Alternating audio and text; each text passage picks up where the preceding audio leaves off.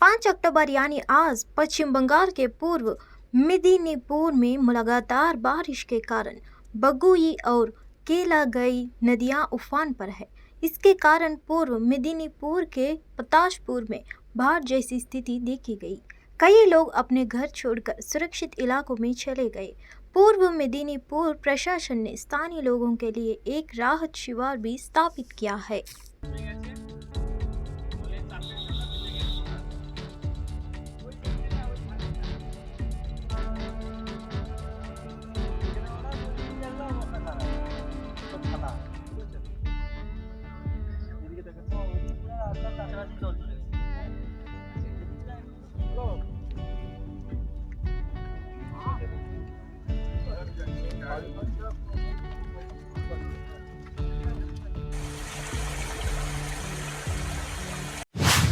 पर बात की।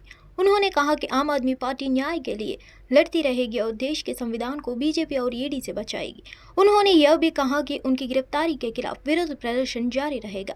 सड़क से लेकर संसद, विधानसभा से लेकर कोर्ट तक आम आदमी पार्टी देश के संविधान को बचाने के लिए संघर्ष करती रहेगी। भाजपा ने एक संजय सिंह को जेल भेजा है। आज हजारों संजय सिंह संविधान की रक्षा के लिए सड़कों पर होंगे। जब तक आम आदमी पार्टी के एक एक सदस्य सांस लेगा, हम इस देश और इसके संविधान को बचाने के लिए लड़ते रहेंगे।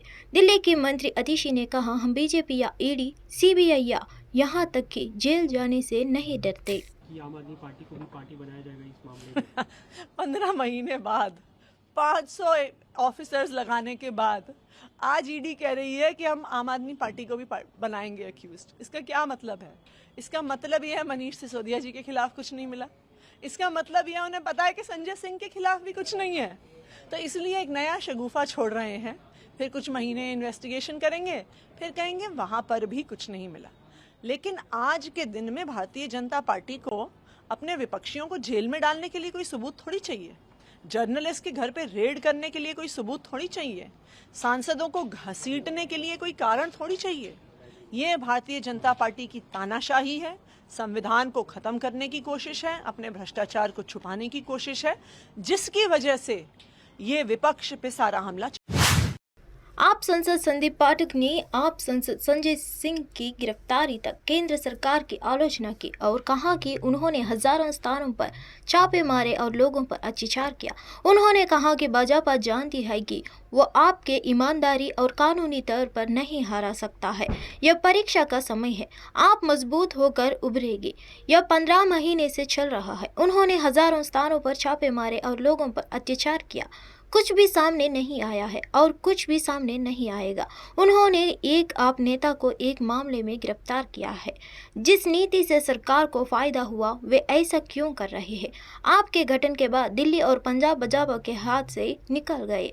आपने फिर गुजरात और अन्य राज्यों में प्रवेश किया। संभव है इल्लीगल तरीके से आम आदमी पार्टी को ब्रेक करने की और चुनाव में हराने की ये प्रक्रिया है, बट कोर्ट तो कोर्ट है। अंत पंत में जस्टिस मिलेगा, सारे बरी होकर बाहर आएंगे। जनता भी देख रही है, देश। आयकर विभाग ने संदिग्ध कर चोरी के मामले में केंद्रीय मंत्री और द्रविड़ मुनेत्र कड़गम के सांसद एस जगत्रक्षण के 40 परिसरों पर छापा मारा। 5 अक्टूबर यानी आज डीएम के नेता टीकेएस एलगोवन ने यहां कहकर केंद्र पर हमला बोला कि यह राजनीतिक प्रतिशोध है। उन्होंने यह भी कहा कि बीजेपी अपनी शक्तियों का दुरुपयोग कर रही है और विपक्षी दलों का अंतर्कित करना चाहती है। उन्होंने कहा यह बिल्कुल स्पष्ट है कि यह राजनीतिक प्रतिशोध है। ये लोग विपक्षी दलों को अतिरिक्त करना चाहते हैं। वे अपनी सारी शक्तियों का दुरुपयोग कर रहे हैं। वे कानून के मुताबिक किसी देश पर शासन करने के लायक नहीं है। टीकेएस एलंगोवन ने कहा, भाजपा उन लोगों का एक बर्बर वर्ग है जो संविधान या किसी भी कानून का सम्मान नहीं करते, जो अपने फायदे के लिए कुछ भी करेंगे। These people want to terrorize the opposition parties. They are misusing all their powers. They are not fit to rule a country as per law. Barbarians, I can say the BJP is a barbaric class of people who do not respect constitution, who do not respect any law, who will do anything for their benefit. भारतीय नौसेना प्रमुख admiral और हरि कुमार ने स्वावलंबन प्रदर्शन के drone encounter drone प्रणाली का आयोजन किया। इस प्रणाली को रक्षा मंत्रालय द्वारा शुरू की गई एक प्रौद्योगिकी विकास योजना के तहत विकसित किया गया था।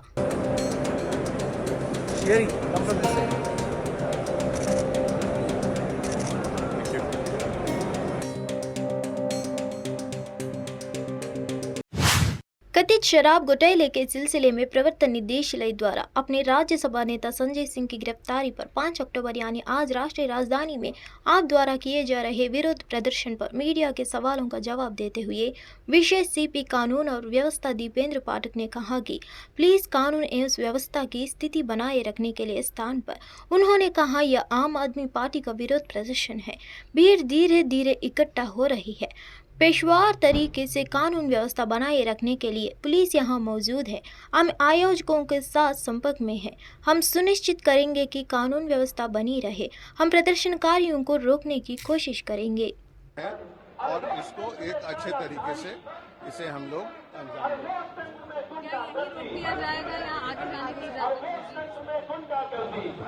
देखिए यहाँ पर प्रोटेस्ट है, अब उसके बाद क्या प्रोग्राम इनका किस तरह से होता है, लेकिन हम लोग निश्चित रूप से इनको कंटेन करके रखेंगे और जो भी प्रोटेस्ट का चाहे वो स्लोगनरिंग है, जो भाषण है, इसके बाद और इनके साथ हम कम्युनिकेशन में है।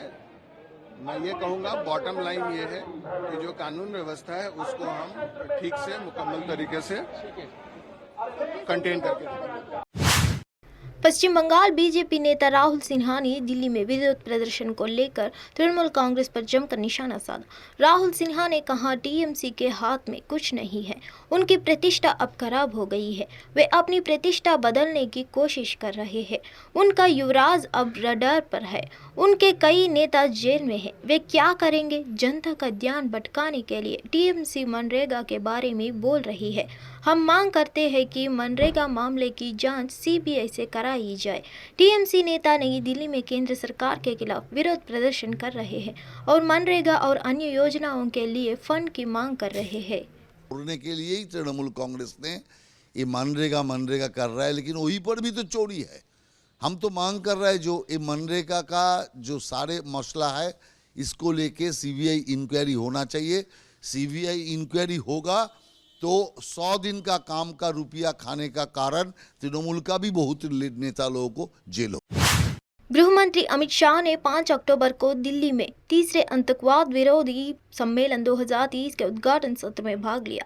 सम्मेलन की मेजबानी राष्ट्रीय जांच एजेंसी द्वारा की गई थी। यह आतंकवाद के खतरे से निपटने के लिए विभिन्न मुद्दों पर चर्चा के लिए आयोजित किया गया था। यह अन्य संबंधित एजेंसियों और राज्य बलों के साथ घनिष्ठ समन्वय में इसके खिलाफ लड़ाई में एक रोड मैप तैयार करने में भी कामयाब रहा।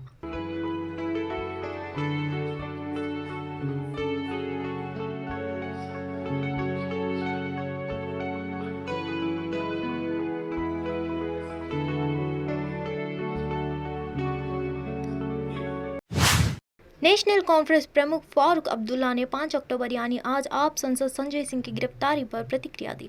अब्दुल्ला ने कहा कि ईडी द्वारा उनकी गिरफ्तारी चुनाव से पहले शक्ति दिखाने के लिए की गई है। वह लंबे समय से सरकार की नज़रों में है। मुझे लगता है कि आज ईडी द्वारा उनकी गिरफ्तारी वास्तव में दोबारा चुनाव आने से पहले अपनी ताकत दिखाने के लिए है। मैं इस तरह की कार्रवाइयों के पूरी तरह से विरोध करता हूँ। मुझे लगता है कि एक ऐसे विधायक को गिरफ्तार करना गलत है जो बिल्कुल गलत है, बेदाग और सलाखों के पीछे डाल दिया गया है, क्योंकि मैंने जो सुना उसके अनुसार उन्होंने कुछ सवालों के जवाब नहीं दिए।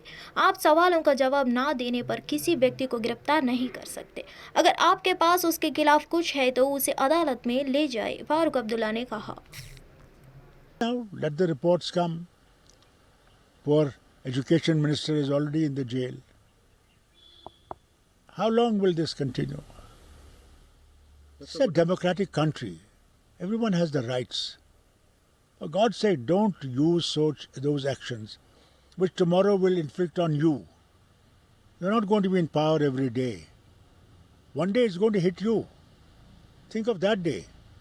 What about Ravinder Rairas, who's saying why was these guys when the panchayat elections held or talking about constitution today? You see, he has given a statement without understanding. No doubt. we did not take in panchayat election. I feel very sad about it. Looking at it, those people who decided that it should not be done, we did wrong. One day विश्व cup 2023 शुरू होने वाला है और इस महत्वपूर्ण आयोजन को लेकर काफी उत्साह है। भारत वनडे विश्व कप के 13वें संस्करण का मेजबान है। भारत की 1 अरब से ज्यादा आबादी इस टूर्नामेंट को लेकर काफी उत्साहित है और उन्हें उम्मीद है कि भारत तीसरी बार ट्रॉफी अपने नाम करेगा। भारत ने 1983 वनडे विश्व कप और 2011 विश्व कप जीता है। अगर भारत ट्रॉफी जीतता है तो वह विश्व कप में दूसरी सबसे सफल टीम बन जाएगी। जहां तक रिकॉर्ड का सवाल है, ऑस्ट्रेलिया अपनी जेली में 5 विश्व कप खिताब के साथ सबसे सफल टीम है। वेस्टइंडीज और भारत ऐसी टीमें हैं जिन्होंने 2-2 ट्रॉफी जीती है। पाकिस्तान, श्रीलंका और इंग्लैंड ने 1-1 ट्रॉफी जीती है।